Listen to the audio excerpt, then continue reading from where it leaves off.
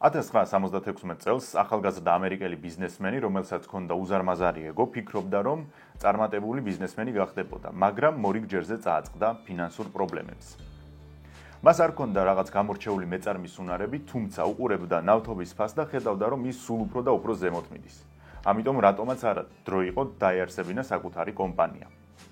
კაცრ და გაუდაბნოებულ ტექსასში შექმნა კომპანია Arbusto Energy. მაგრამ მალევე თავი იჩინა ფინანსურმა პრობლემებმა, ანუ ბიზნესს რომ გაეგრძელებინა არსებობა, საჭირო იყო დამატებითი ფინანსების მოზიდვა. მისთვის საბედნიეროდ გაახსენდა, რომ იმასთან ერთად ვისთანაც მსახურობდა სამხედრო-საჰაერო ძალებში და შემდეგ გახდა მეგობარი, ანუ ჯეიმს ბათი, იყო ახლა ფინანსური მრჩეველი. ერთ დღესაც დაურეკა ჯეიმს ბათს და ეუბნება, რომ აი ესეთი კომპანია შევქმენი, მაგრამ ახლა მჭირდება დამატებითი ინვესტიციები. ბათი პასუხობს, რომ იცი, ჩამოსული არიან მაგარი არაბი ბიჭები, რომელსაც აქვთ ქვეყანაში შემოტანილი საკმაოდ დიდი ფული და უნდათ რომ ეს ფული დააბანდონ კონკრეტულ მიმართულებებზე. პრიორიტეტი არის სამშენებლო სექტორი, უძრავი ქონება, ტექნოლოგიები, სამხედრო სფერო და რა თქმა უნდა, ნავთობიც. ამიტომ ბათი დაპირდა ამ ჩვენ ახალგაზრდა ბიზნესმენს, რომ დაელაპარაკებოდა ინვესტორებს და მალევე დაუბრუნდებოდა პასუხით. რამდენიმე დღეში ჯეიმს ბათმა $50,000 ინვესტიცია განახორციელა Arbusto Energy-ში. საბოლოოდ, როგორც მოსალოდნელი იყო, ახალგაზრდა ბიზნესმენის კომპანიამ ცალკე აღებულმა ვერ გაამართლა. ის ხან რომელმა ორგანიზაციამ შეისყიდა, ხან რომელმა და ბოლოს აესე რამდენიმე კომპანიასთან ერთად გაერთიანდა ერთ დიდ კომპანიაში. ბიზნესმენმაც ხელი ჩაიქნია თავის საქმიანობაზე და პოლიტიკაში წავიდა. იქ კი შედგა. მოგვიანებით, ჯეიმს ბათს მთელი ცხოვრება ცალკე მოუწია იმის მტკიცება, რომ ის $50,000 იყო ჩემი პირადი ფული და ის დავაბანდე და ყოფილ ბიზნესმენს ცალკე. მაგრამ რა მოხდა ასეთი, ხომ? არაბული ინვესტიცია განხორციელდა ამერიკულ კომპანიაში. ეს ხომ საკმაოდ მიღებული ჩვეულებრივი პრაქტიკა არის. ასე იყო, დღესაც ასე არის და მომავალშიც ასე იქნება.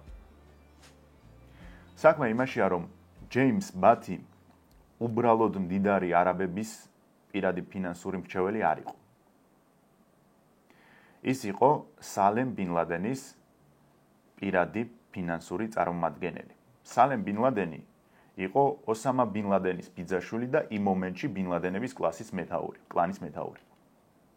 მაგარია ხომ? მაგრამ ამით ისტორია არ მთავრდება. ეს ახალგაზრდა ბიზნესმენი, რომელიც მომავალში პოლიტიკაში წავიდა, იყო ჯორჯ ბუში. 11 სექტემბრის ტრაგედიაში ბევრი საინტერესო დამთხოვა არის, რომელიც პერიოდულად შეთქმულების თეორიების მოყვარულებისათვის განხილვის საგნად იქცევა ხოლმე. ნებისმიერი ასეთი გლობალური მოვლენის ირგვლივ ყოველთვის მარტივად იქმნება უცნაური თეორიები, რომლებიც სწრაფად ხდება პოპულარული. ერთი მხრივ მსგავსი ამბები თავის მასშტაბურობიდან გამომდინარე, რა თქმა უნდა, რომ საეჭვო დამთხოვებს გამოავლენს. ეს ბუნებრივია. თუმცა საკითხის შესწავლისას მივხვდებით, რომ ეს არის დამთხოვა, რასაც უბრალოდ მოება მერე კუდები. სანამ ეპიზოდს გავაგრძელებთ, შეგახსენებთ, რომ არხის მხარდამჭერი არის კეტოგენჯის ერთ-ერთი საუკეთესო პროდუქტი Brain Optimizer-ი, რომელიც აუმჯობესებს ჩვენი გონების შესაძლებლობებს. მე ხშირად მეკითხებიან პირადშიც წერენ და აკომენტარებენ კონკრეტულად შენზე რა შედეგი იქონია და ჩემ შემთხვევაში როგორც არაერთხელ მithქვამს, ეს არის ფოკუსირების უნარის ზრდა. ასევე ის აუმჯობესებს მეხსიერებას, აზროვნების სისწრაფეს და ათვისების უნარს. განსაკუთრებით იმ ადამიანებს უწევ რეკომენდაციას, ვისაც ყოველდღიურ რეჟიმში უწევს დიდი ინფორმაციული მასალის წაკითხვა, დამუშავება და ასე შემდეგ. შესაძენად შეგიძლიათ მიბრძანდეთ ვაჟა-ფშაველას 12-ში, ან შეიძინოთ საიტიდან. მეგობრებო, ადამიანებს, რომლებსაც შეთქმულების თეორიები სჯერათ, ერთ საკმაოდ მნიშვნელოვან ფაქტს აიგნორებენ და ეს არის მედიის ყველაზე ტოქსიკური და ბნელი მხარე, რომელსაც ეწოდება რეიტინგი. მედია, რომელიც რეიტინგით სულგმულობს, მუდმივად იმას ეცდება, რომ ჩვენი ყურადღება ნებისმიერი არსებული გზით მიიპყროს და რაღაც სკანდალური ინფორმაცია მოგვაწოდოს. მათი მიზანია გადაგვიყვანონ მათ საიტზე, ჩაგვართმევინონ მათი ვიდეო და ასე შემდეგ. ეს საკმაოდ ბუნებრივი პროცესია. ყველა ქვეყანაში ასე ხდება. დაუკვირდით, საქართველოშიც კი აქ ხშირად რეიტინგი კეთდება, რაზე გარდაცვლილ ადამიანებზე, ხო, სადღაც უბედური შემთხვევა მოხდება, ვიღაც ადამიანი გარდაიცვლება და მედიას ისე უდევს ხშირ შემთხვევაში ეს სიახლე, რომ ჯერ ოჯახის წევრებამდეც კი არ არის მისული ეს ტრაგიკული ამბავი. არაფერი განსაკუთრებული აქ არ არის. რედაქციის დაბალი დონე და ადამიანის ცნობის მოყვარეობის სინთეზი. მედიის მიზანი არის გამოიყენოს ჩვენი ცნობის მოყვარეობა მათ რეიტინგის ასამაღლებლად. ახლა კი წარმოიდგინეთ ამერიკის მასშტაბი. ამერიკის ყველაზე დიდი ეროვნული ტრაგედია და მედიის მიდგომა. რა თქმა უნდა, რომ საინფორმაციო საშუალებები და კერძო გამშუქებლები ამ მოვლენას თავიანთი რეიტინგის გაზრდისთვის გამოიყენებდნენ და დღემდე იყენებენ. ყოველ ჯერზე, როცა 11 სექტემბრის ტრაგედიის შესახებ შეთქმულების თეორიას კითხულობთ, ვიღაცის რეიტინგის ზრდას ემსახურებით. კენედის მკვლელობის ირგვლივაც რამდენი შეთქმულების თეორია არსებობდა, ხო ვის აღარ ბრალდებოდა მისი მოკლა. კუბელებს, საბჭოთა კავშირს, მაფიას, ზოგი ამბობს ებრაელებს, როგორც ყოველთვის, მასონებს და ასე შემდეგ, მაგრამ მას შემდეგ, რაც ტრამპმა გაასაჯაროვა ის საიდუმლო დოკუმენტები, გაირკვა, რომ იმ მილიონი მოსაზრებიდან არც ერთი ახლოს არ იყო სიმართლესთან. წინ საინტერესო ეპიზოდი გველოდება. ჩვენ ვისაუბრებთ არა მხოლოდ უშუალოდ 11 სექტემბრის ტერაქტზე, არამედ იმაზე, თუ როგორ მოხდა მისი დაგეგმვა. ვინ იყო მთავარი შემოქმედი, რატომ მაინც და მაინც მსოფლიო სავაჭრო ცენტრი. კიდევ რისი აფეთქების მცდელობა იყო, როგორ გაიტაცეს თვითმფრინავები, როგორ გადაიბირეს რადიკალებმა პილოტები და ასე შემდეგ. სანამ ეპიზოდს დავიწყებთ, შეგახსენებთ, რომ გამოიწერეთ არხი. ბევრი პრობლემის სათავე მოდის იქიდან, რომ არ ხდება მტრის ძალების რეალური შეფასება. ჩვენ შემთხვევაშიც კი ასე არის, საზოგადოების რაღაც ნაწილს ურჩევნია მთავარ მტერზე იცინოს, იღვიცინოს, ზემოდან უყუროს და რაღაც მითებს აყვეს, ნაცვლად იმისა, რომ აკეთებდეს მისი სამხედრო თუ პოლიტიკური ძალების რეალურ შეფასებას. მე არ ვიცი 11 სექტემბრის შემოქმედები ვის როგორ წარმოუდგენია, მაგრამ ერთს გეტყვით, რომ ისინი არასდროს უნდა შეგვეშალოს სტერეოტიპულ რადიკალებში. ზოგადად ხშირად ვამბობ და ახლაც გავიმეორებ, რომ ჭკვიანი ადამიანები არიან ყველგან, მათ შორის ბოროტების ღერჩიც. ზუსტად ეს ხდებოდა ამერიკისა და ალ-ქაიდას დაპირისპირებაში.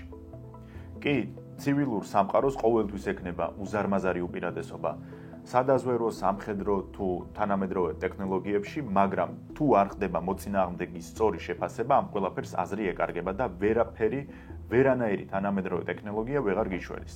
ალ-ქაიდას ლიდერის ოსამა ბინ ლადენის სურათებით რომ ვიმსჯელოთ, უცებ ისეთი შთაბეჭდილება შეგვექმნება, რომ ეს კაცი იყო შეიძლება პირობითად წყემსი, მერე რაღაც მომენტში იწამა რადიკალური იდეების, ხელში აიღო იარაღი, გახდა ფანატიკოსების ლიდერი და განურჩევლად ერისა და სქესისა ყველა ჟლეტა დაიწყო. ეს ასე არ არის. ბინ ლადენი იყო უმდიდრესი ოჯახიდან. დღესაც კი საუდის არაბეთში ერთ-ერთი ყველაზე გავლენიანი და მდიდარი ოჯახი არის ბინ ლადენების. ამ ძლიერი კლანის შექმნას კი უნდა უმადლოდნენ ოსამას მამას მუჰამედს, რომელიც მუდმივი ომის მიწაზე იემენში დაიბადა. არ შეეგუა სიღატაკეს, სიდუხჭირეს და პატარა ასაკიდან დიდი ოცნებებით წავიდა მეზობელ საუდის არაბეთში. არც განათლება, არც ვიწრო სპეციალიზირებული ცოდნა ამბიც არ ჰქონდა. მუშაობდა მშენებლობებზე და თავი ასე გაქონდა.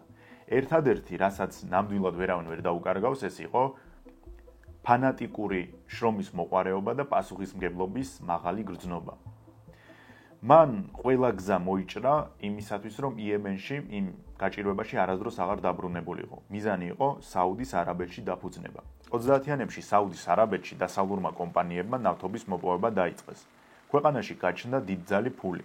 უცებ ერთიანად დაიწყო არაბეთმა გამდიდრება. ამასობაში ბინ ლადენიც განვითარდა, თავი დაიმკვიდრა როგორც სანდო მშენებელი და ნელ-ნელა დაუახლოვდა სამეფო ოჯახს, მათ შორის მეფეს აბდულ აზიზს. აბდულ აზიზი მოიაზრება როგორც თანამედროვე საუდის არაბეთის დამფუძნებელი მამა და ბინ ლადენმა მიიღო პატარ-პატარა რელიგიური ობიექტების რეკონსტრუქციის სახელმწიფო კონტრაქტები. უყურებს ახლა სამეფო ოჯახი მუჰამედს და ამბობს, რომ ეს კაცი არის მართლა სანდო მშენებელი. რა ვადებსაც ასახელებს იმ ვადაში გვაბარებს, არანაირ ილუზიებს არ გვიქმნის, არის სიტყვის კაცი, რომელიც ჩვენთვის არის უკვე სანდო ადამიანი და მოდი მივცეთ შანსი სახელმწიფო კონტრაქტები, რელიგიური გაფართოება, რელიგიური ობიექტების რეკონსტრუქცია ან საერთოდაც ნოლიდან მშენებლობა იყოს ამ ადამიანის. თან ისევ და ისევ გავიმეორებ რა პერიოდი არის, რომ მშენებლობის ბუმი, კონტრაქტები, სახელმწიფო კონტრაქტები არ თავდება, ის არის უკიდეგანო. ბინ ლადენმა დაარსა უკვე თავის სამშენებლო კომპანია, მიიღო უზარმაზარი სახელმწიფო კონტრაქტები მშენებლობებზე და მოგვიანებით უნდა ითქვას, რომ ის გახდა სამეფო ოჯახის პირადი მშენებელი. მეჩეთები, კერძო აეროპორტები, აეროდრომები და სამეფოს სასახლეები კეთდებოდა ბინ ლადენის კომპანიის მიერ. 1977 წლისთვის, ანუ ეს არის თარიღი, როდესაც მუჰამედი ავიაკატასტროფაში გარდაიცვალა, ის არამხოლოდ ერთ-ერთი შეძრებული ადამიანი იყო საუდის არაბეთში და მრავალმილიარდიანი სამშენებლო კომპანიის მფლობელი იყო, არამედ შექმნა ასევე უზარმაზარი ოჯახი. 50-მდე შვილი ჰყავდა მას. მამისგან განსხვავებით, უსამა ბინ ლადენს აღარ მოუწია სიღარიბეში ცხოვრება. პირიქით, მის ოჯახს ჰქონდა სასახლეები, ჰყავდა მოსამსახურეები, დაცვა, მანქანები და ჰქონდა ელიტარული გვარის სტატუსი. რა თქმა უნდა, სამეფო ოჯახის დონეზე არასდროს ყოფილან, მაგრამ მაღალ წრეებში ამ გვარს ყველა პატივსცემდა. ოსამაც სარგებლობდა ამ სოციალური სტატუსით. ბავშვობაში ისწავლობდა ელიტარულ სკოლებში, ოღონდ აქ იგულისხმება არა უბრალოდ ელიტარული სკოლები, არამედ ისეთი სასწავლო დაწესებულებები, სადაც მხოლოდ მდიდარი ოჯახის შვილები სწავლობდნენ. ანუ სპეციალურად მათთვის საუკეთესო პედაგოგები ჩამოყავდათ უცხოეთიდან, ან ვინც იყო წამყვანი სპეციალისტი საუდის არაბეთში, აი ზუსტად ის მასწავლებლები მუშაობდნენ ასეთ სკოლებში. უკვე ამ პერიოდიდან პირველი მიდრეკილების გამოვლინება ჩნდება ისლამის მიმართ და ასევე საუბარი არის იმაზეც, რომ სკოლაში მას ნამდვილად ჰქონდა მაღალი დისციპლინა. 70-იანების ბოლოს ჯედაში მეფე აბდულაზიზის სახელობის უნივერსიტეტში მან ჩააბარა ეკონომიკისა და ბიზნესის ადმინისტრირების მიმართულებით და აი აქედან უკვე ინფორმაცია ორად იყოფა. ნაწილი ამბობს, რომ ის არ იყო გამორჩეული სტუდენტი და ნაწილი ამბობს, რომ მან უნივერსიტეტს თავი მალევე დაანება და უკვე სრულად გადაერთო ისლამსა და პოლიტიკაზე.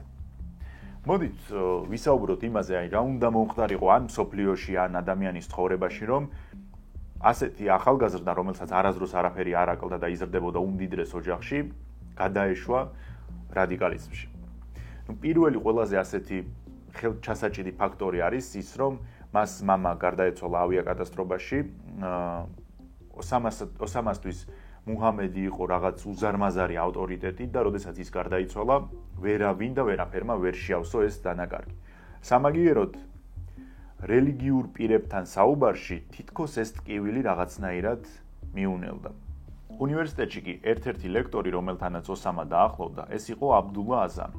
ისიც თავის მხრივ განათლებული პოლიტიკის უზადო მცოდნე და მოლაპარაკებების წარმოების ხელოვანი. ამაში ჩვენ კიდევ დავწმუნდებით. ვინ იყო შეიხ აბდულა აზამი, ხო? ეს იყო რადიკალი, რომელიც თვლიდა, რომ ისლამური რევოლუცია უნდა მოხდეს ყველა არსებული მეთოდით და მათ შორის იარაღის გამოყენებით. ქვეყნები, სადაც ისლამი არის გავრცელებული, უნდა გადაკეთდნენ თეოკრატიულ მმართველობად, შემდეგ გაერთიანდნენ ერთ ორგანიზმად და მაქსიმალურად დისტანცირდნენ დასავლური ცივილიზაციისგან. ეს ყველაფერი ფანტაზიებად და უბრალოდ ოცნებებად რჩებოდა, მაგრამ 1979 წელს სამყაროში ისეთი მოვლენები მოხდა, რომ ყველა ეს ფანტაზია პირველად გასცდა მეჩეთებს და უნივერსიტეტებს და გადაიქცა რეალობად. ირანში დასრულდა ისლამური რევოლუცია. შაჰი ფეჰლევი, რომელიც ქვეყნის ვესტერნიზაციით იყო დაკავებული, ქვეყნიდან გაიქცა. დაემხო სეკულარული მმართველობა და ქვეყანა გახდა თეოკრატიული. ხელისუფლებაში მოვიდნენ შიიტი ფუნდამენტალისტები. ისეთ ადამიანებს, როგორიც შეიხ აბდულა აზამი იყო, ეს მოვლენა უზარმაზარ ინსპირაციას აძლევდათ. ისინი გრძნობდნენ, რომ მათი ბრძოლაც ადრე თუ გვიან რეალური გახდებოდა და სხვათა შორის ოცნება რეალობად იმაზე მალე იქცა, ვიდრე ეგონათ. იმავე წელს მოხდა კიდევ ერთი საბედისწერო მოვლენა. საბჭოთა კავშირი შეიჭრა ავღანეთში. შეიხ აბდულა გარბის პაკისტანში ხვდება იქაურ მთავრობისა და დაზვერვის წარმომადგენლებს და ეუბნება, რომ მე ვიცი, მაქვს ინფორმაცია, რომ თქვენ ავღანეთში აპირებთ ანტისაბჭოური ოპოზიციის დაფინანსებას და დახმარებას. მე ასეთ რაღაცას გთავაზობთ, რომ ვარ ლექტორი მთელი მსოფლიოს მასშტაბით მყავს ახალგაზრდა სტუდენტები, რომლებიც იზიარებენ ჩემ ხედვებს, აღიარებენ ჩემ ავტორიტეტს. მე შემიძლია ეს ახალგაზრდები დავამობილიზო, დავაორგანიზო, აქ გადავამზადო და ავღანეთში ომში გავუშვა. თქვენიდან ჭირდება ფინანსები, პოლიტიკური გარანტია, თავშესაფარი. დამეხმარეთ, რომ მოვაწყოთ ეს საბრძოლო ბანაკები და მე ფაქტობრივად რომ ჯარისკაცების კონვოირი შეგიქმნით, რომლებიც მერე სიხარულით ბედნიერები წავლენ ავღანეთში საბჭოელების წინააღმდეგ საომრად.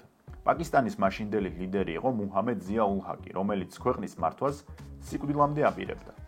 ამიტომ ავღანეთში საბჭოთა კავშირი ნამდვილად არ ჭირდებოდა. შესაბამისად, მისმა ადმინისტრაციამ მწვანე აუნთო შეიხ აზამს. სხვათა შორის ზია ულ ჰაკმა მართლა სიცოცხლის ბოლომდე შეინარჩუნა პაკისტანის პრეზიდენტობა. გაამართლა თუ არა ამ მიდგომამ? კი და ალბათ ყოველგვარ მოლოდინსაც კი გადააჭარბა, რადგან მთელი მსოფლიოდან წარმოშობით არაბი ადამიანები ჩადიოდნენ პაკისტანში, გადიოდნენ იქ გადამზადებას და ერთვებოდნენ ავღანეთის ომში. მაგრამ ამითაც არ დაკმაყოფილდა შეიხ აზამი და თვითონ ჩაერთო სააგიტაციო კამპანიაში. ის დადიოდა სხვადასხვა ქვეყნებში მოგზაურობდა და აგიტაციას უწევდა იმას, რომ ახალგაზრდა ადამიანები წასულიყვნენ თავისი წმინდა მოვალეობის მოსახდელად ავღანეთში. აი აქ მინდა ესეთი კითხვა დაგისვათ. თქვენი აზრით, რომელ ქვეყნებში ატარებდა ასეთ შეხვედრებს? ალბათ იფიქრებთ საუდის არაბეთი, რა თქმა უნდა, ეგვიპტე, იორდანია და ასე შემდეგ.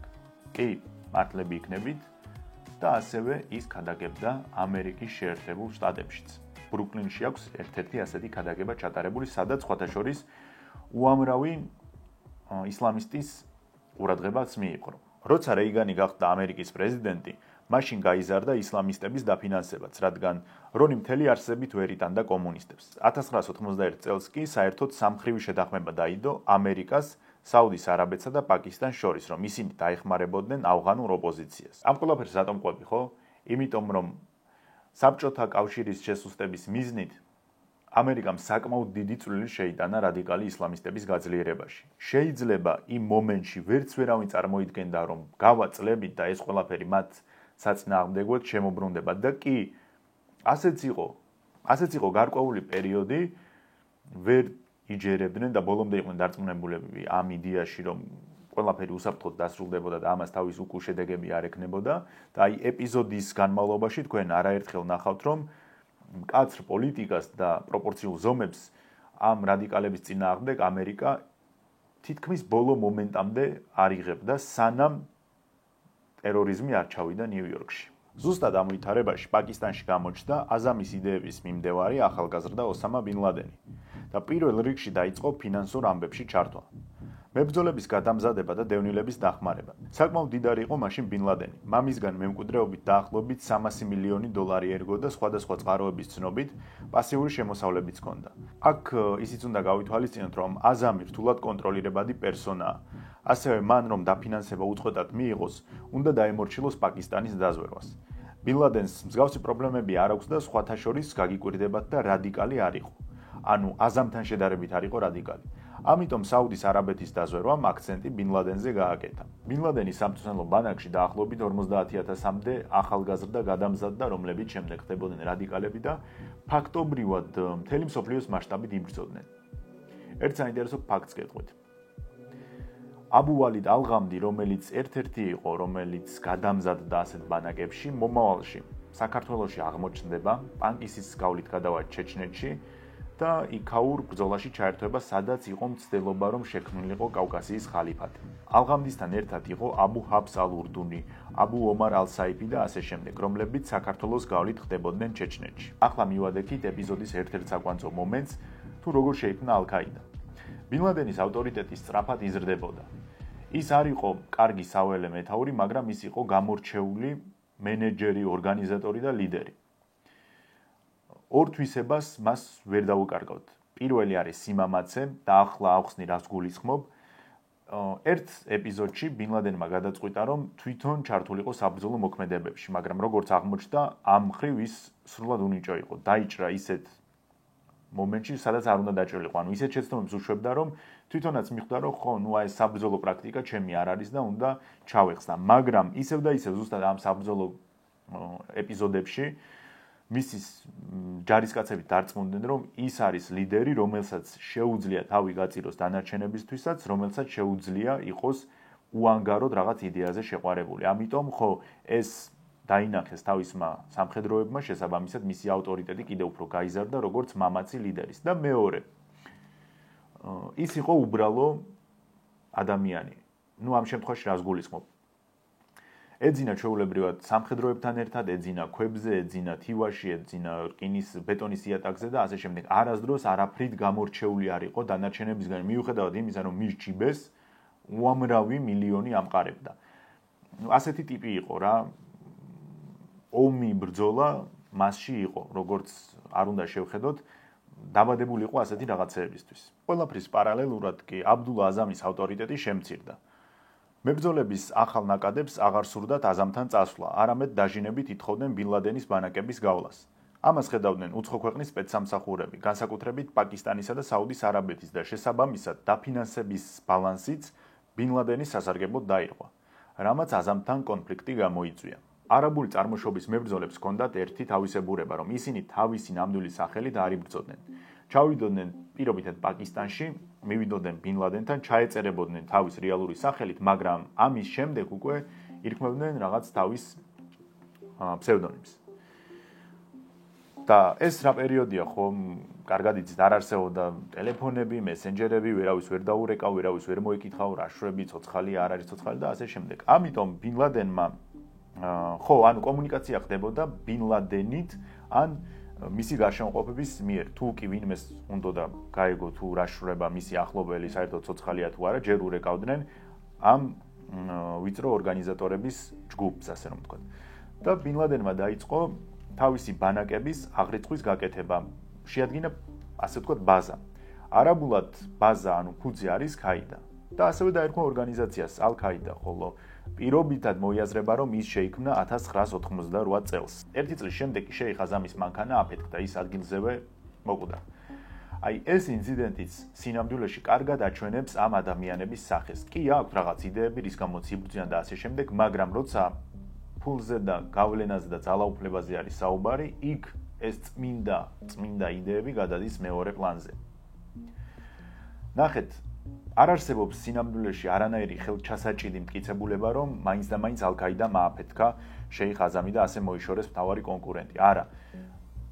ეს უბრალოდ არის სიტუაციური შემთხვევა, გამომდინარე იქიდან, რომ ეს ორი დაჯგუფება ერთმანეთის წინააღმდეგ ნელ-ნელა მიდიოდა, ერთმა დაასწრო მეორეს, ახალგაზრდამ დაასწრო შედარებით ასაკიანს და გამოცილს და მოიშორეს, ხო და პირობითად ეს იგულისხმება როგორც ალ-ქაიდას პირველი ტერაქტი და დაუკვირდით, ალ-ქაიდას პირველი ტერაქტი არ იყო მიმართული არც საბჭოთა კავშირის სამხედროების წინააღმდეგ, არც მაღალჩინოსნის წინააღმდეგ, არც იმ ავღანელის წინააღმდეგ, ვინც საბჭოთა კავშირის შემოსვლას ემხრობოდა და ასე შემდეგ. პირიქით, ტერაქტი მოუწყო ზუსტად იმ ადამიანს, რომელიც ზუსტად იმავე ბრძოლაში იყო, ზუსტად იმავე იდეებს იზიარებდა, ზუსტად იმ რაღაცების სჯეროდა და სწამდა, რაც აქეთა მხარეს სიტყვაზე ბინ ლადენს, ხო? როცა ვსაუბრობთ ასეთი ადამიანების სახეზე, უბრალოდ ეს შემთხვევა გქონდეთ პირველი, რაც უნდა გაგახსენდეთ. აი ეს იყო ალ-ქაიდას იდეაში, ეს იყო ალ-ქაიდას პირველი ტერაქტი. მაყურებელს აქ გაუჩნდება კითხვა. კი, მაგრამ ამერიკის ნებართვით, თუ ბინ ლადენს აფინანსებდა ამერიკის ნომერ პირველი ეკონომიკური პარტნიორი საუდის არაბეთი, თუ მხარს უჭერდა პაკისტანი, რატომ და რანაირად უნდა არეულიყო ალ-ქაიდისა და შტატების ურთიერთობა? ლოგიკური კითხვა. მათი ურთიერთობის არეულში კი ბინ ლადენის ამბიციებთან ერთად აი ეს ადამიანია დამნაშავე. 1999 წელს საბჭოთა კავშირი გადის ავღანეთიდან, ბინ ლადენი ბრუნდება საუდის არაბეთში, ბრუნდება როგორც გმირი, მას მოუწყეს უზარმაზარი დახვედრა, მის ოჯახს ისედაც იქ ყველა პატივსცემდა, მაგრამ ახლა ეს კაცი დაბრუნდა როგორც განსხვავებული რწმენის მოწინააღმდეგესთან, ასე შეიფუთა როგორც გამარჯვებული. შესაბამისად კი მისი ავტორიტეტი ცამდე ავარდა საუდის არაბეთშიც. და ერთი წელი ფაქტობრივად უსაქმურად იჯდა, არაფერს არ აკეთებდა. მაგრამ რა მოხდა მერე? ზუსტად ერთი წლის შემდეგ სადამ ჰუსეინმა ქუვეითი დაიპყრო და უდიდესი რისკი არსებობდა, რომ ბარემ გამარჯვების ტალღაზე მყოფი სადამი საუდის არაბეთსაც აიღებდა. საუდის არაბეთი თავის მხრივ ასე ცალკე აღებული როგორც სამხედრო სახელმწიფო არ არის ძლიერი. კი ყავთ მაღალი დონის დაზვერვა, რომელიც წარმატებით ოპერირებს რეგიონში, მის გარეთაც, მაგრამ სამხედრო ძალა არ არის სერიოზული. იყო ზუსტად ასე იყო ჰუსეინის დროსაც და ზუსტად ასე არის ახლაც. მე შემიძლია ძალიან დიდი ხანი გესაუბროთ საუდის არაბეთის სამხედრო წარუმატებლობებზე ბოლო 20 წლის პერიოდში, მაგრამ ეს სისტემა არ არის. არის ზოგიერთი სახელმწიფო, რომელსაც მოყვება ეს სამხედრო სიძლიერე და არის ზოგიერთი სახელმწიფო, რომელსაც ეს არ გამოსდის. აი შეიძლება საუდის არაბეთი მივაკუთვნოთ ამ კატეგორიას. და თემას რომ დაუბრუნდეთ, ბინ ლადენი სთავაზობს მეფეს, რომ მე ვიცი, რომ ჩვენ არ ვართ ახლა მოწოდების სიმაღლეზე და მე გთავაზობ ასეთ რაღაცას, რომ მე შემიძლია მთელი მსოფლიოს მასშტაბით მოვიწვიო კარგად გამოცდილი ღრმა რწმენისა და იდეოლოგიის სამხედროები, რომლებიც მოვლენ აქ, რომლებსაც გამოცდილება აქვთ ავღანეთში, რომლებსაც გამოცდილება აქვთ ყველა იმ კონფლიქტში, რელიგიურ კონფლიქტში, რომელიც იმ პერიოდში სამყაროში მიმდინარეობდა, ეს სამხედროები მოვლენ ჩვენთან, დამიდგებიან გვერდში და მე შემიძლია სადამს დიდი წინააღმდეგობა გავუწიო. და კი, ნამდვილად შეეძლო ბინ ლადენს ჰუსეინისთვის ღირსეული წინააღმდეგობის გაწევა. ანუ მეფეს ის დაპირდა, რომ გამოუცხადებთ ჩვენ ყველა ჯიჰადს, სადამს და დავამარცხებთ, ავიღებთ ერაყს. მაგრამ საქმე რაში არის, რომ აი თვითონ საუდის არაბეთის მართველები ჭკვიანი ხალხი არიან. ისინი საკმაოდ წინ იყურებიან, როცა რაღაც გადაწყვეტილებას იღებენ. არა მხოლოდ ფინანსური თვალსაზრისით, არამედ ასეთი პოლიტიკურითაც და ამ ყველაფერს ახლა მეფე როგორ უყურებს, რომ აქვს ბინ ლადენს ის ძალა, რომ სადამს კონკურენცია გაუწიოს, შეიძლება ვერ დაამარცხოს, შეიძლება დაამარცხოს კიდეც, მაგრამ სულ მცირე მის შეკავებას შეძლებს. მაგრამ აი მერე რა ხდება? დაუშვათ და შეაკავა სადამი, ან თლად უკეთეს შემთხვევაში ომიც მოუგო. მერე რა ხდება? ხომ არ არის იმის საფრთხე, რომ ისედაც მაღალი ავტორიტეტის მქონე ბინ ლადენი კიდევ უფრო მოძლიერდეს ქვეყნის შიგნით და მერე მე მომადგეს და მითხრას, რომ აი ახლა მე მგონი ჩემი ჯერი არის ვიყო საუდის არაბეთის მმართველი. მერე რა უნდა გავაკეთო? ამიტომ, როცა აწონდაწონა ეს რისკები, ხელი ჩაიქნია და თავის მხრივ ჩემი აზრით მართალიც იყო, ბინ ლადენი არ იყო ის ტიპი, რომელსაც მუდმივად გააკონტროლებს. შენ არასდროს იცი ასეთი ადამიანები, როდის შეგაქცევენ ზურგს.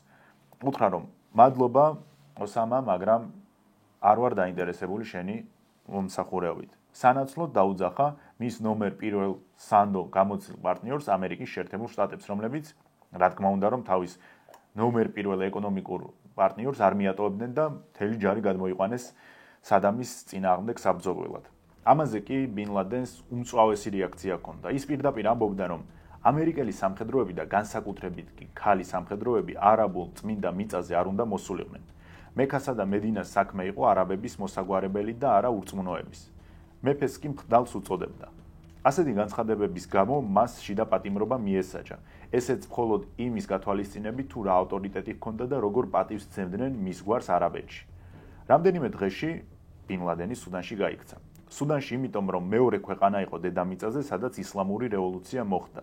ამიტომ ბინ ლადენი სიამოვნებით შეიფარეს. სუდანში ოსამას საქმე მიდის რაღაც საოცარი წარმატებით. შეიძლება ითქვას, რომ ბინ ლადენის როგორც მებრძოლის, როგორც პოლიტიკოსის, როგორც ავტორიტეტის, ასევე როგორც მომავალი ტერორისტის შესაძლებლობები იყო პიკში.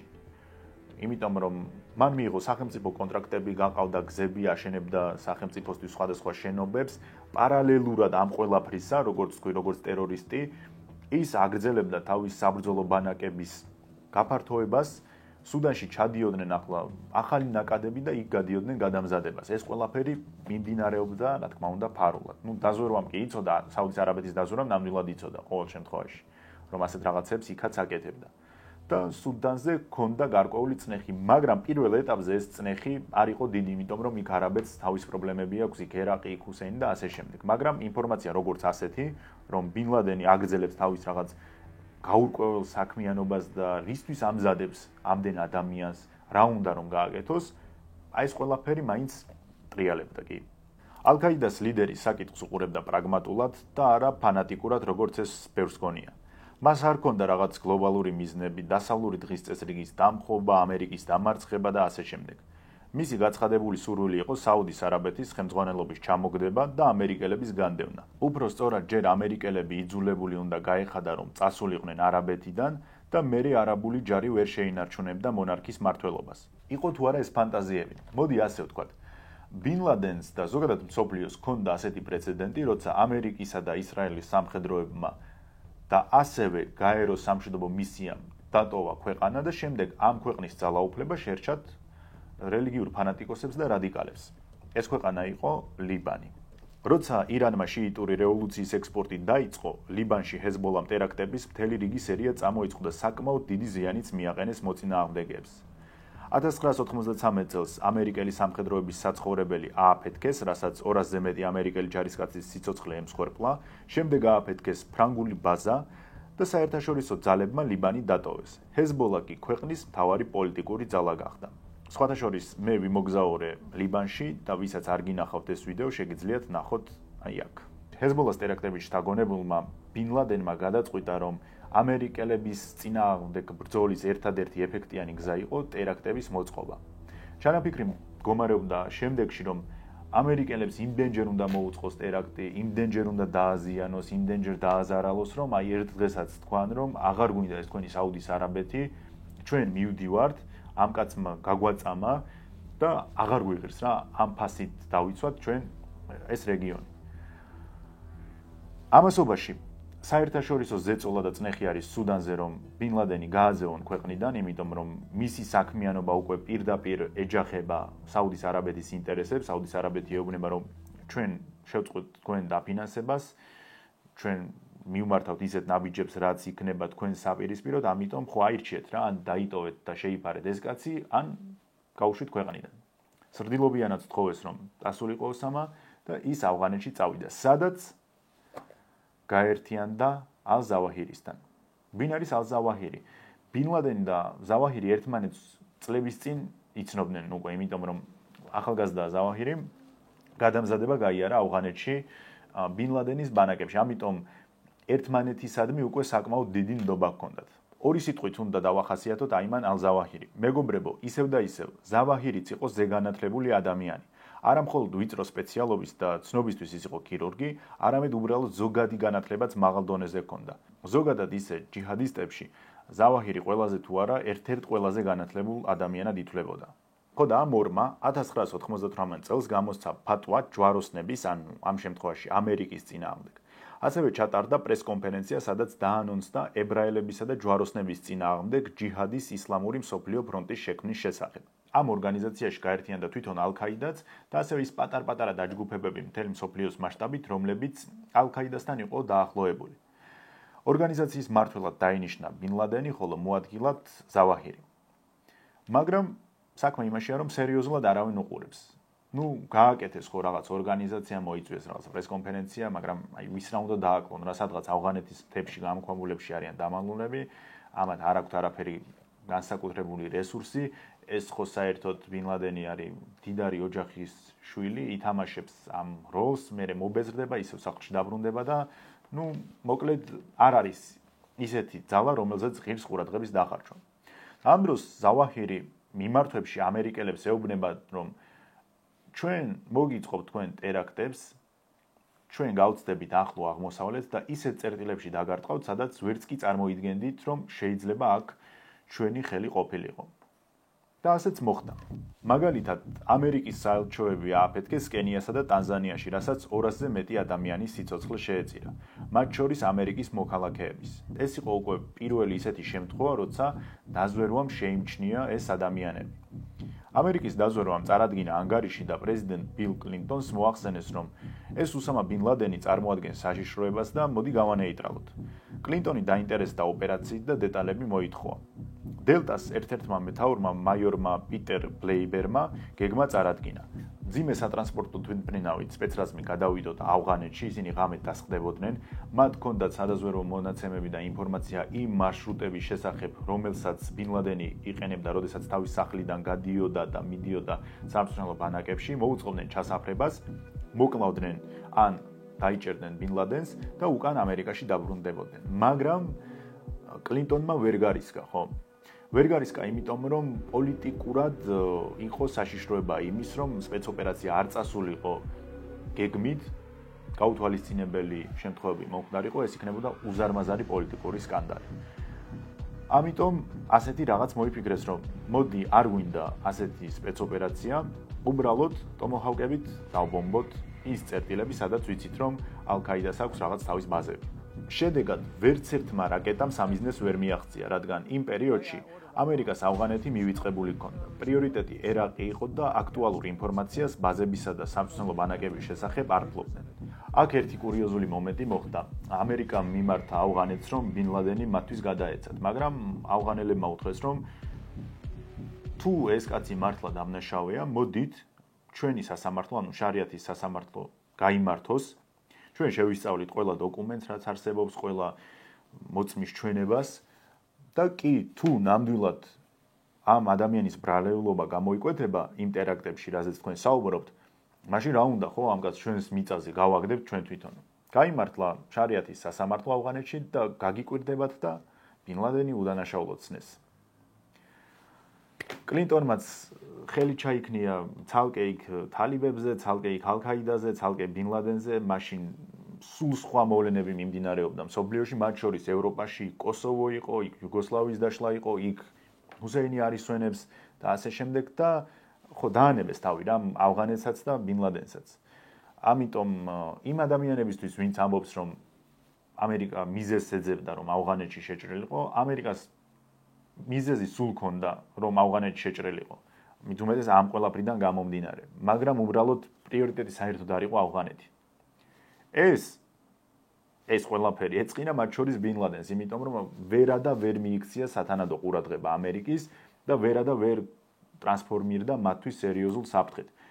მიხვდა რომ ასე მიუხედავად იმისა, რომ დახოცა ხო ამერიკის მოქალაქეები, მიუხედავად იმისა, რომ ააფეთქა საელჩო, ეს მაინც არ იყო საკმარისი იმისთვის, რომ საუდის არაბეთზე ამერიკელებს უარი ეთქვათ. ამიტომ რაღაც გრანდიოზული იყო მოსაფიქრებელი. აი ახლა კი მივადექით თავარს. 11 სექტემბრის ტერაქტს. ალ-ქაიდას ორგანიზაციაში იყო ასეთი ადამიანი ჰალიდ შეიხ მუჰამედი, იგივე ალ-მაჯიდი.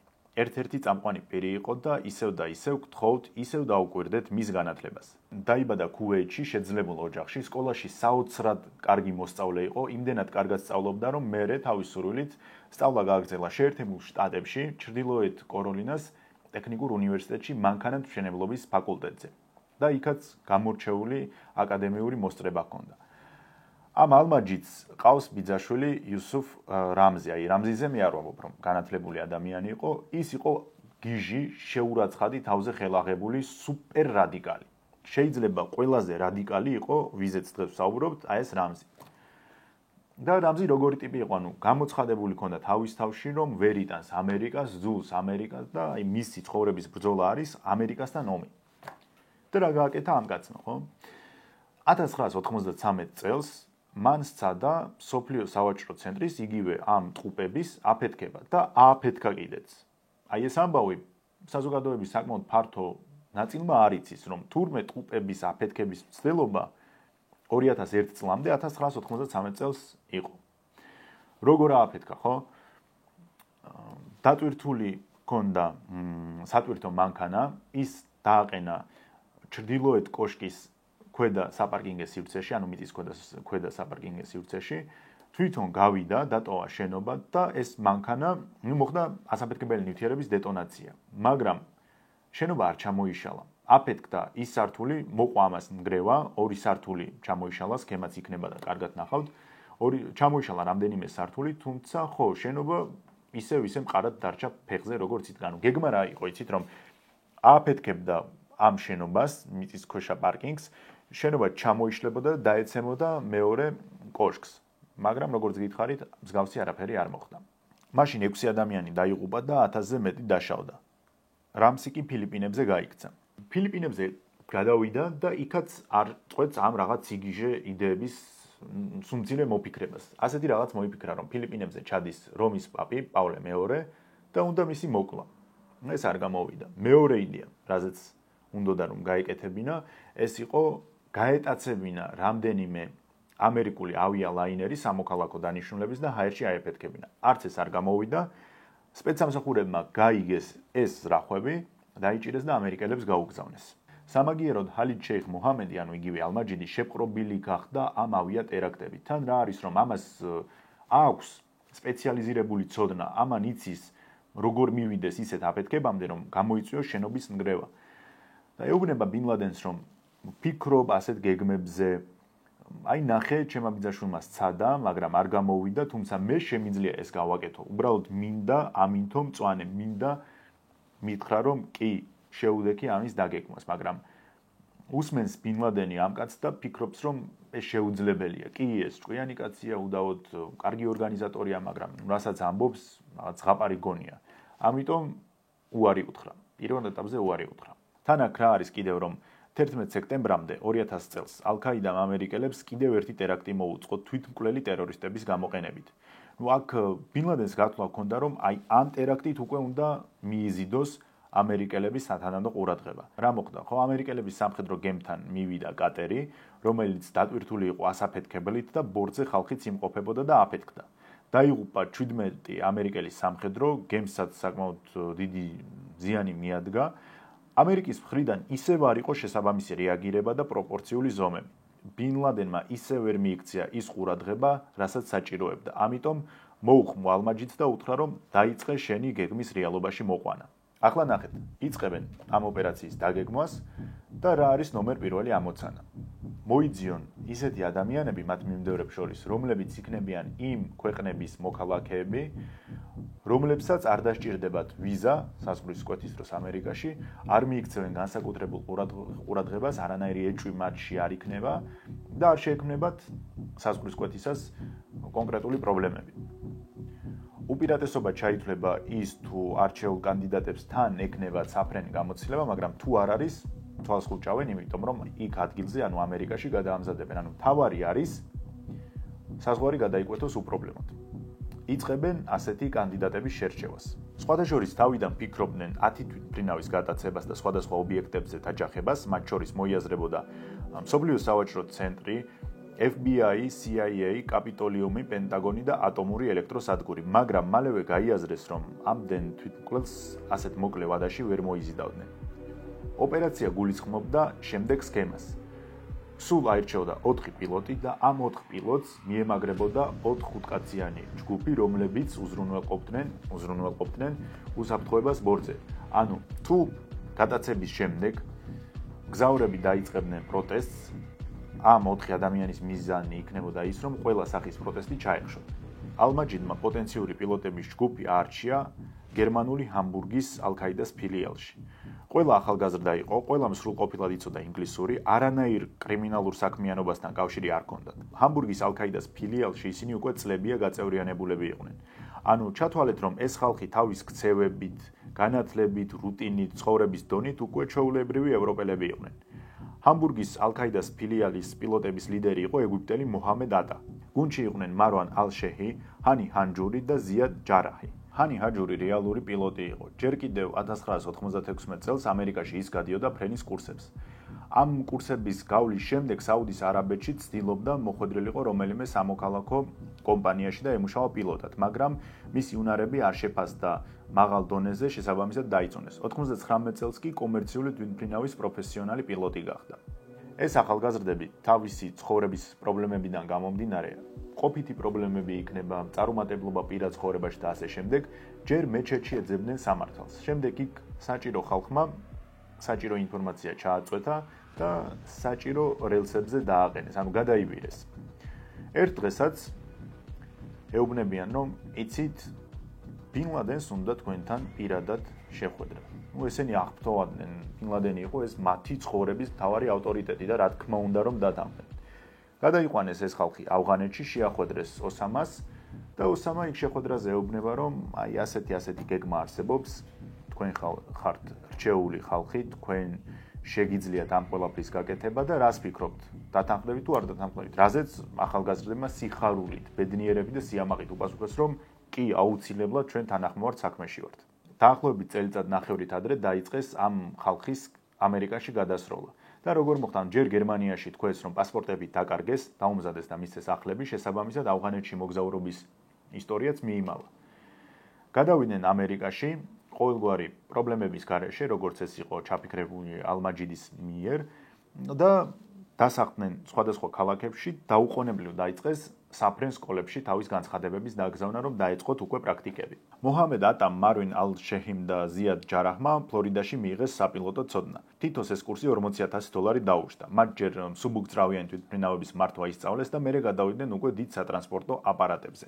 ტერაქტამდე სადღაც ნახევარი წლით ადრე ამერიკის საზღვრის გადაკვეთა დაიწყეს უკვე იმ ეგრეთ წოდებულმა უსაფრთხოების რაზმის ხალხმა, ანუ კიდევ რომ შეგახსენოთ, ამ ადამიანების პასუხისმგებლობაში შედიოდა ის, რომ თუ კი ბორტზე გადაცების შემდეგ მგზავრებმა დაიწყეს რაღაც სახის პროტესტი, ეს პროტესტი უნდა ჩაახშონ.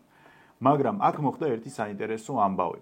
2000 წელს მალაიზიაში გაიმართა ალ-ქაიდას შეხვედრა და ეს ხალხი იქ ფიგურირებდა. მაშინ მალაიზიის დაზვერვამ უთხრა ამერიკის დაზვერვას, რომ ესა და ეს ადამიანები არიან ჩვენს ქვეყანაში, შეიძლება ამათ რაღაც წვლილი გქონდეთ იმ ტერაქტებში, რომლებიც თქვენ წინააღმდეგ ადრე ჩაიდინეს, ჩვენ შეგვიძლია ესენი დავაკავოთ და თქვენკენ გამოვგზავნოთ. მაგრამ FBI-სგან ასეთი პასუხი მიიღეს, რომ არა, დაკავება არ გვჭირდება, უბრალოდ კარგად დაადოკუმენტეთ, გადავღეთ სურათები და ეს ყველაფერი გამოგვიგზავნეთ. ამიტომ, როდესაც საზღვრის კვეთა განხორციელდა, FBI-მ იცოდა, რომ ეს ადამიანები პოტენციურად იყვნენ ალ-ქაიდას წევრები, მაგრამ მაშინ არ დააკავეს და რატომ არ დააკავეს? როგორც თვითონ ახსნეს, იდეა იყო ის, რომ უფლება მისცეს გადმოსულიყვნენ, დაეწყოთ თავიანთი საქმიანობა და თუ კი გამოვლინდებოდა ის ფაქტები, რომ ესენი რაღაცას აქ გეგმავენ, რაღაცაში არიან გარეულები, შემდეგ მოხდებოდა მთელი ქსელის გაშიფრვა. კიდევ შეგვიძლია ერთი ამბავი გავიხსენოთ, როცა დაზვერვამ დააიგნორა პოტენციური საფრთხე. აქ ასევე ვაწყდებით მოწინააღმდეგის დაუფასებლობას, იმიტომ რომ ვერცერთ ფანტაზიაში ეს დაზვერვის თანამშრომლებიც კი ვერ იფიქრებდნენ, რომ მსგავსი მასშტაბის ტერაქტი მზადდებოდა თან ამერიკის ტერიტორიაზე. იყო ასეთი უცნაური ტიპი აკილ კოლინსი, იგივე აუკაი კოლინსი. რატომ უცნაური, ხო? წარმოიდგინეთ, მეგობრებო, ირლანდიელ ამერიკელი იყო, რომელმაც მოგვიანებით ისლამი იწამა და წავიდა ბოსნიაში საომრად. შემდეგ, როდესაც ბოსნიაში ომი მორჩა, წამოვიდა არც მეტი არც ნაკლები კავკასიაში. იბრძოდა ჩეჩნეთის ომში ჩეჩნეთის მხარეს. მერე ამბობდა, რომ სინამდვილეში თანამშრომლობდა ამერიკის დაზვერვასთან. კოლინზე ძალიან ორაზროვანი შთაბეჭდილება იყო. ზოგი ფიქრობდა, რომ ჩვეულებრივი გიჟი რადიკალი იყო, ზოგი ამბობდა, რომ ამერიკის დავალებით მოქმედებდა, ზოგი იმას, რომ არასანდო ყურადღების ცენტრში ყოფნის სურვილის გამო არაერთი გიჟეს აკეთებდა. ანუ დიდი ნდობით ეს ტიპი ვერ სარგებლობდა. მოკლედ, როგორც არ უნდა იყოს, კოლინსი 11 სექტემბრამდე FBI-ს აფრთხილებდა, რომ მაქვს ინფორმაცია, რომ რამდენიმე არაბი ჩამოვიდა შტატებში, ისინი გადიან ფრენის პრაქტიკებს, პირდაპირ ადებდა ხელს ჰანი ჰაჯურს და ამბობდა, რომ საელჩო მგონია ეს დამტყო, რომ ამდენი არაბი უცებ მოვიდა, უცებ ჩაეწერენ სკოლებში და ასე შემდეგ. ტრაგედიის შემდეგ FBI-მ ოფიციალურად უარყო და თქვა, რომ კოლინს მსგავსი ჩვენთვის არასდროს არ უთქვამს, მაგრამ ის დაადასტურეს, რომ ზოგადად კონტაქტზე იყვნენ და რაღაც მიმართულებებით თანამშრომლობდნენ. ასევე იყო ასეთი მომენტი, როცა ტერორისტების დაგეგმილი ტერაქტი კინაღამ ჩაიშალა.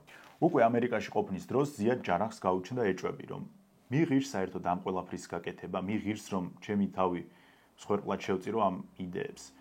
კი, მაქვს რაღაც პრობლემები ცხოვრებაში, მაქვს რაღაც გამოწვევები, მაგრამ მეორე მხრივ ჩავედი გერმანიაში, წარმატებული ვარ, დავფუნძნდი, იქაური მეგობრები მყავს, იქაური ნაცნობები მყავს.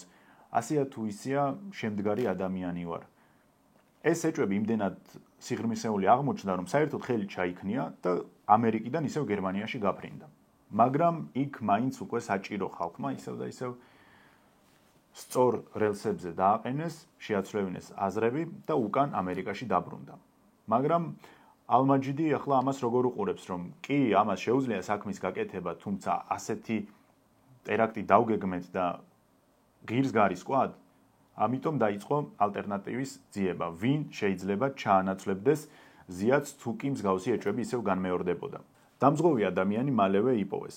ეს იყო საფრანგეთის მოქალაქე, რომელმაც ლონდონის უნივერსიტეტი დაასრულა ზაქარიას მუსავი და გადაისროლეს შტატებში. ისევ და ისევ სულ ისეთი ხალხი აარჩია ალმაჯიდმა, რომ ვერ იეჭვებ ესენი რამეს თუ იზამდნენ. 2001 წლის აგვისტოში, ანუ ტერაქტამდე ერთი თვით ადრე, ზაქარიასი ჩაეწერა ფრენის კურსებზე, მაგრამ იქ ასეთი რაღაც მოხდა, რომ საეჭვოდ მოეჩვენათ ზაქარიას ქცევები ინსტრუქტორებს. მათ FBI-ს დაურეკეს და ეუბნებიან, რომ ჩვენთან მოვიდა ასეთი ტიპი და ის არასდროს არ იღებს იმ გაკვეთილებს, სადაც თვითმფრინავის დაფრენა და აფრენა არის. მხოლოდ ჰაერში პილოტირებას სწავლობს. ყოველ დღე მოდის არანაირი დაფრენა, არანაირი აფრენა, მხოლოდ პილოტირება ჰაერში უკვე აფრენილ თვითმფრინავზე და ფიქრობთ, რომ სულ მცირე რაღაც საეჭვო ხდება. ამ შემთხვევაში FBI-ს უკვე სწრაფი რეაგირება ჰქონდა, მოვიდნენ, დააპატიმრეს, აღმოაჩნდა ასევე სავიზო პრობლემები და დროებით ციხეში დააყენეს. თუმცა არ გატყდა, არ გასცა არავინ და ტერაქტამდე ის ხმას არ იღებდა. ასეა თუ ისეა, ტერორისტებმა 11 სექტემბრამდე, მოდი პირდაპირ ვთქვათ, უპრობლემოდ მიაღწიეს. მიზანი იყო, რომ გაეტაცათ 4 ბორტი, ეს უნდა გაეკეთებინათ დაახლოებით დროის ერთ ინტერვალში, იმიტომ რომ როგორც კი მოხდებოდა პირველი შეჯახება, ცას ავტომატურად ჩაკეტავდნენ. ანუ ახალი რეისები აღარ აფრინდებოდა. და მეორე, უნდა აერჩიათ ისეთი რეისები, რომელიც იყო გათვლილი გრძელ მანძილზე ფრენისას, იმიტომ რომ საწვავის რაოდენობა იქ იყო დიდი, რაც მეტი იყო საწვავის რაოდენობა, მით დიდი იქნებოდა აფეთქების მასშტაბიც. სხვათა შორის ტერორისტების პირველი ჯგუფი იყო მოჰამედ ატას ჯგუფი და აეროპორტში შემოწმების დროს პერსონალს ბარგში საეჭვო ნივთი მოეჩვენა. შეამოწმეს, მაგრამ ისეთი ვერაფერი იპოვეს და ბოსტონი ლოს-ანჯელესის რეისზე აუშვეს. მოჰამედიც და მისი 4 თანხმლები პირიც. როცა თვითმფრინავი აფრინდა, ტერორისტები შევარდნენ პილოტის კაბინაში, პილოტები ან მოკლეს, ან დაატყვევეს და მართვა თავის ხელში აიღო მოჰამედ ატამ. დანარჩენი 4 ტერორისტი კი იცავდა მის უსაფრთხოებას ცივი იარაღებით. დილის 10:46 წუთი. American Airlines თვითმფრინავი, რომელსაც ატა მართავდა, სოფლიო სავაჭრო ცენტრის ჩრდილოეთ კოშკს შეეჯახა. ამ შეჯახებით თვითმფრინავის 92-ვე მგზავრი და შენობაში მყოფი 1600 ადამიანი გარდაიცვალა. იგულისხმება ჩამოშლის შედეგად არსებული მსხვერპლიც. დილის 10:03 წუთი. ბოსტონი ლოს-ანჯელესის მეორე რეისი შეეჯახა სამხრეთ კოშკს. 65 ადამიანი თვითმფრინავშივე გარდაიცვალა 900-მდე შენობაში. აქ კიდე ყველაზე საშინელი რა იყო, რომ ჩრდილოეთ კოშკის შეჯახება მოხდა 93-99 სართულების არეალში. ანუ ადამიანები, ვინც ამის ზემოთ დარჩნენ, ფაქტობრივად 92-დან ზემოთ, ხო? განწირულები იყვნენ. აღარ არსებობს კიბე, აღარ არსებობს ლიფტი ბუნებრივია. ვინც დარჩა ზევით, იმან იცის, რომ გადარჩენის აბსოლუტურად 0 შანსი აქვს. იგივე იყო სამხრეთ კოშკზე, იქ შედარებით დაბლა მოხდა. თუ ზუსტად მახსოვს 77-94 სართულზე. ამიტომ ზევით ვინც დარჩა, რას აკეთებდნენ? რეკავდნენ სახლებში, ემშვიდობებოდნენ და რაღაც ნაწილი ხტებოდა. დაახლოებით უпростоროდ სულ მცირე 200 ადამიანი გადმოხტა კოშკიდან. 200 რატომ? ანუ ეს არის ის რაოდენობა, რომელიც ფიგურირებს აბსოლუტურად ყველა ბაზაში, ყველა მონაცემებში. ზოგან არის 200-ზე მეტი, მაგრამ არსად არ არის 200-ზე ნაკლები. ანუ 200 ადამიანი უბრალოდ მინიმუმ 200 ადამიანი უბრალოდ გადმოხტა ცათამჯენიდან. დილის 10:27 წუთზე ვაშინგტონი ლოს-ანჯელესის რეისი შეეჯახა პენტაგონის შენობას. 64 ბორტზე 125 პენტაგონის შენობაში გარდაიცვალა. დილის 11:03 წუთი. ნიუ-იორკი, სან-ფრანცისკოს ბორტი, რომელიც ზიად ჯარაჰის ჯგუფმა გაიტაცა, სავარაუდოდ წააწყდა მგზავრების სერიოზულ წინაღობას და სამიზნემდე ვერ მიაღწია. საუბარია, რომ სამიზნე იყო კაპიტოლიუმის შენობა. ჯარაჰმა დაკარგა კონტროლი მართვაზე და თვითმფრინავი პირდაპირ ვარდნით მიწას დაეცა. დაღუპულია ყველა მგზავრი. შენობა ან გამვლელები არ დაშავებულან. ღიარ სივრცეში ჩამოვარდა. თუ დააკვირდებით შენობის ჩამოშლის კადრებს, თითქოს ისე ჩანს, რომ ამ ყველაფრის მიღმა, ანუ შეჯახების მიღმა, იქ მოხდა კონტროლირებადი დეტონაცია. შეთქმულების თეორიების მოყვარულები ამბობენ, რომ ეს იყო აფეთქება, ანუ ქვედა სართულზე ასევე იყო ბომბი, მერე ის აფეთქდა და ჩამოიშალა. მეგობრებო, ნახეთ, ერთ კოშკს შეეჯახა თვითმფრინავი, რომელიც მოძრაობდა 750 კმ/სთ, მეორე უფრო სწრაფად. დაუმატოთ ისიც, რომ სავსე იყო ორივე საავიაციო საწვავით. ახლა კიდე ნახეთ რა ხდება. ისინი ამბობენ, რომ ხანძარი ვერ გამოიწვევდა ფოლადის დნობას, მაგრამ ეს საჭირო არ იყო. საკმარისი იყო რა? როდესაც ხანძარი იქ დაიწყო და აქ საუბარი არის არა მხოლოდ საავიაციო საწვავით გაჩენილ ხანძარზე, არამედ უკვე იქ ოფისიც იწვოდა, ხო, სხვა რაღაცეები. ფოლადმა დაიწყო გაფართოება ხანძრის გამო. როდესაც იმდენად გაფართოვდა, რომ აღარ დარჩა გაფართოების სივრცე, მერე უკვე ბეტონმა დაიწყო გასკდომა. თავის მხრივ საავიაციო საწვავი არ იწვის 1000 გრადუსი, ანუ 1000 გრადუსს რატო ვახსენებ, რომ არის მოსაზრება, რომ ფოლადი დნება 1000 გრადუსიდან ზემოთ და საავიაციო საწვავი არ იწვის 1000 გრადუსზე, უფრო ნაკლები არის, მაგრამ ისევ და ისევ საჭირო არ იყო დნობას, მხოლოდ გაფართოება იყო საჭირო იმისათვის, რომ კონსტრუქციას მდგრადობა ვეღარ შეენარჩუნებინა. თან ნახეთ რა არის 600 გრადუსზე ფოლადი უკვე კარგავს თავის მდგრადობის დაახლოებით 20%-ს. 800-ზე კარგავს უკვე 50-ზე და შემდეგ უფრო და უფრო მცირდება. დაახლოებით 90% თავის მდგრადობის დაკარგული ჰქონდა. კონსპიროლოგები ამბობენ, რომ ვერ დადნებოდაო და კი მართალია, მაგრამ დნობა არაფერ შუაშია. საკმარისი იყო ნივნივის დასუსტება, რომ წონის დაჭერა შეუძლებელი ყოფილიყო. ფოლადზე ამ ყველაფრის ზემოქმედება საკმარისი იყო, რომ შენობა ჩამოშლილიყო. როცა ფოლადი უკიდურესად დასუსტდა და ბეტონის საყრდენები ჩამოიშალა, ზედა სართულების წონა მყისიერად დაეცა ქვედას და შენობაც ისე დაიშალა, თითქოს ეს კონტროლირებადი აფეთქება იყო. მოხდა ახლა ეს საშინელი ტერაქტი და პირველი რეაქცია რაც არის შოკია. ყველა შოკშია. დაზვერვა, სამხედროები, სამოქალაქო ავიაცია, პრეზიდენტი, პოლიტიკოსები. პრეზიდენტი აი გახსოვთ ალბათ ის ლეგენდარული კადრები, როცა ჯორჯ ბუშთან მივიდნენ ის მაშინ ბავშვებთან იმყოფებოდა, უთხრეს ეს ამბავი და უბრალოდ გაბრიყდა. ჩემთვის წარმოუდგენელი არის, უფრო ამოუცნობი არის, რატომ იმ მომენტში არ ადგა, რატომ არ ქონდა რეაქცია და რატო იჯდა ესეთი სულელური სახით მთელი ეს პერიოდი. მე მგონი 10 წუთის შემდეგ წავიდა იქიდან. კიდე ასეთი ინციდენტი იყო, ის სამოქალაქო ავიაცია ვახსენე და სამხედრო ძალები. როდესაც პირველი შეჯახება მოხდა, შემდეგ ააფრინეს 2 F-15 ნიუ-იორკის თავზე, მაგრამ პილოტებს მისცეს რაღაც ბუნდოვანი დავალება, არავინ არ იცოდა რა უნდა გაეკეთებინათ. ასეთ პროტოკოლი არ არსებობდა. როგორ უნდა მოიქცნენ ასეთ შემთხვევაში? ან იმ პილოტებს რა უნდა გაეკეთებინათ? ჩამოაგდებდნენ იმ გზავრებიან ბოინგებს თუ რა? ერთადერთი ვინც არ დაიბნა და ვინც თავის საქმეს დაუყოვნებლივ ასრულებდა, ეს იყო სამაშველო სამსახურები და პოლიცია. 353 მეხანძრე, 60 პოლიციელი და 8 ექიმი შეეწირა ამ ტერაქტს. ბინ ლადენმა ყოველგვარი ბრალეულობა უარყო, თქვა რომ მე არაფერ შუაში ვარო, თუმცა არც არავის ჭირდებოდა მისი უარყოფა ან დათანხმება, იმიტომ რომ სულ რამდენიმე დღეში სპეცსამსახურებს ჰქონდათ აბსოლუტურად ყველა კავშირი იმ ტერორისტებსა და ბინ ლადენს შორის, ყველა ბმა. მათ უკვე ჰქონდათ ის საჭირო ინფორმაცია, რომ პირდაპირ დაესახელებინათ, ვინ იდგა ამ ყველაფრის უკან.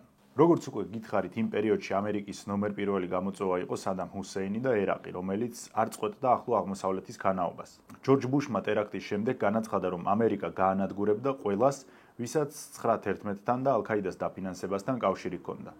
ერთ-ერთ ასეთად დასახელდა ერაყის დიქტატორი სადამ ჰუსეინი, რაც კი აბსურდი იყო. ბინ ლადენსა და ჰუსეინს შორის ჩემი მტრის მტერი, ჩემი მეგობარიაც კი არ მუშაობდა. ზოგადად ჰუსეინი შეიძლება არ იყო წარმატებული მმართველი, მაგრამ რასაც ვერავინ დაუკარგავს არის ის, რომ ტერორისტებს ის თავისთან არ აპარპაშებდა. მათ შორის არც ბინ ლადენს, რომელიც წლების წინ ჰუსეინს ჯიჰადს უცხადებდა. ამას დაემატა ისიც, რომ ამერიკამ ბრალი დასდო ერაყს მასობრივი განადგურების იარაღის შექმნაში და მოდი ბარემ შევიდეთ, ადრე თუ გვიან ხომ მაინც მოგვიწევს ამის გაკეთებაო და შევიდნენ ერაყში. ჰუსეინი დაამხეს. 2004 წლის 11 სექტემბრის ოფიციალურ საგამოძიებო დოკუმენტში წერია, რომ კავშირი ბინ ლადენსა და სადამ ჰუსეინს შორის ისევე როგორც კავშირი სადამ ჰუსეინსა და 9/11 შორის არ იკვეთება. ანუ ჰუსეინი იყო უდანაშაულო. დაზვერვამ მოგვაწოდა არასწორი ინფორმაცია, მაგრამ რა მნიშვნელობა აქვს მაინც ადრე თუ გვიან მოგვიწევდა ერაყს შესვლა, ადრე თუ გვიან მოგვიწევდა ჰუსეინის რეჟიმის დამხობა, ან საერთოდ რა გარანტია გქონდა, რომ მომავალში ჰუსეინი იგივე ტერაქტს არ მოგვიწყობდა. ასე ფიქრობდნენ მაშინ ამერიკელები. ეს არ არის შეთქმულების თეორია, არა, ეს არის ჩვეულებრივი პოლიტიკური ამბავი, როცა აქვს ვიღაცას იმის ნება, იმის თავი, რომ კონკრეტული მოვლენა დაუკავშიროს მის ინტერესს, ამით ისარგებლოს, შეკეროს, შევარდეს სადღაც, გაიტანოს თავის მიზანი და ასე მიაღწიოს მიზანს. სამწუხაროდ თუ საბედნიეროდ დიდ პოლიტიკაში ასეთი რაღაცები ხდება, ძალა აღმარცხნავს. მხოლოდ 2004 წელს აღიარა ბინ ლადენმა ტერაქტის მოწყობა. 2003 წელს დააკავეს 9/11-ის მთავარი შემოქმედი ჰალიდ შეიხ მუჰამედი, ანუ იგივე ალ-მაჯიდი და ის დღემდე გუანტანამოს ციხეშია. მან სხვა დანაშაულებთან ერთად აღიარა, რომ 2002 წელს პაკისტანში თავისი ხელით გამოჭრა ყელი ამერიკელ ჟურნალისტს, 2007 წელს აღიარა, რომ 11 სექტემბერი მისი მოწყობილია, ხოლო 2015 წელს ალ-მაჯიდმა ციხიდან წერილი მისწერა ბარაკ ობამას და უთხრა, რომ თან სიამაყით უთხრა, რომ 9/11 არის უბრალოდ იმ ომის გაგრძელება, რომელიც თქვენ წამოიწყეთ ჩვენს ტერიტორიაზე. ის დღემდე ციხეში არის და იხდის სასჯელს. საბოლოო ვერდიქტი გამოტანილი არ არის. სავარაუდოდ იქნება სიკვდილით დასჯა. და ხო, ეს ეპიზოდი რითიც დავიწყეთ ის, რომ ბინ ლადენების ოჯახი ირიბად ეხმარებოდნენ ჯორჯ ბუშს, როდესაც ის იყო ჯერ ძალიან ახალგაზრდა და თავს ბიზნესში ცდიდა, როდესაც 11 სექტემბრის შემდეგ ცა ნაწილობრივ გაიხსნა, მაშინ საუდის არაბეთის ელჩი ეწვია ჯორჯ ბუშს და სთხოვა, რომ მდიდარი და გავლენიანი ასეთი არაბები, რომლებიც საუდის არაბეთის პოლიტიკის ცხოვრებაში დიდ როლს თამაშობდნენ და იმ მომენტში იმყოფებოდნენ შტატებში, მათთვის დაეშვა გამონაკლისი და ჩარტერული რეისებით ქვეყნიდან გასულიყვნენ. ასეც მოხდა. რამდენიმე გავლენიანი და მდიდარი არაბული ოჯახი მაშინ გაუშვეს შეერთებული შტატებიდან. ერთ-ერთი იყო ბინ ლადენების ოჯახიც.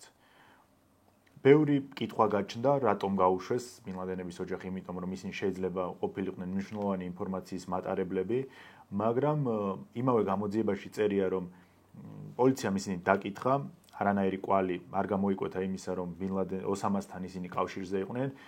კი, ეს ნაწილობრივ სიმართლე არის, იმიტომ რომ როდესაც ოსამა სუდანში წავიდა და სუდანიდან შემდეგ ავღანეთში გადავიდა, ფაქტობრივად ოჯახთან იმ პერიოდში ინტენსიური კონტაქტი აღარ ჰქონდა, მაგრამ წარმოიდგინეთ ახლა 50 დედმამიშვილი ყავდა ადამიანს. გამორიცხული არის რომ დანარჩენ 59-ს ან მათ შვილებს სრულად ეთქვათ უარი ოსამასთან კონტაქტზე.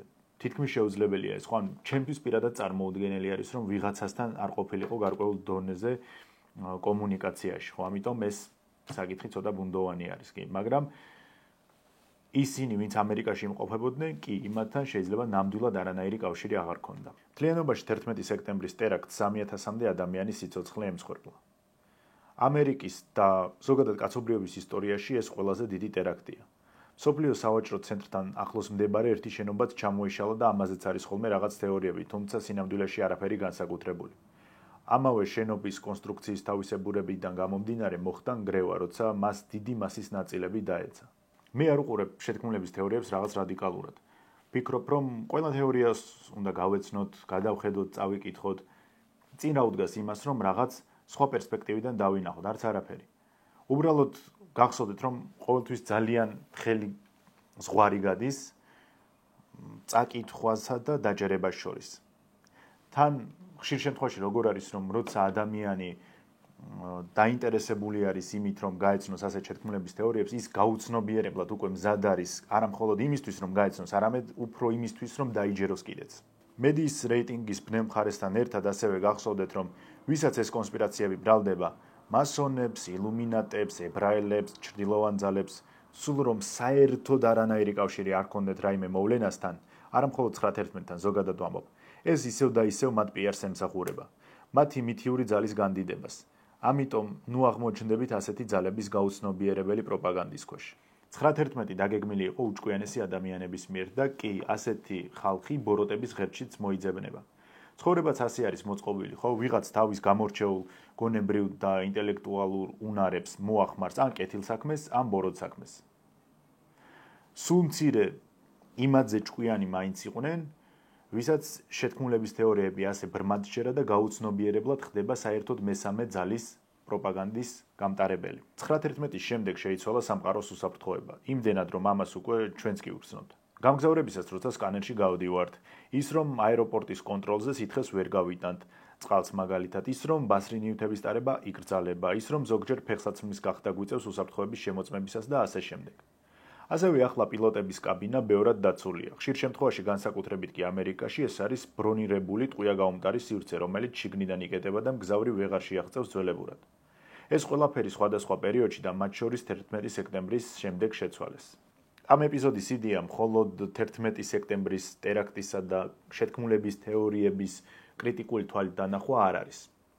ამ ეპიზოდის ერთ-ერთი მთავარი იდეა არის ის, რომ ყოველთვის უნდა ხდებოდეს ტრის შესაძლებლობების სწორი ანალიზი და შეფასება.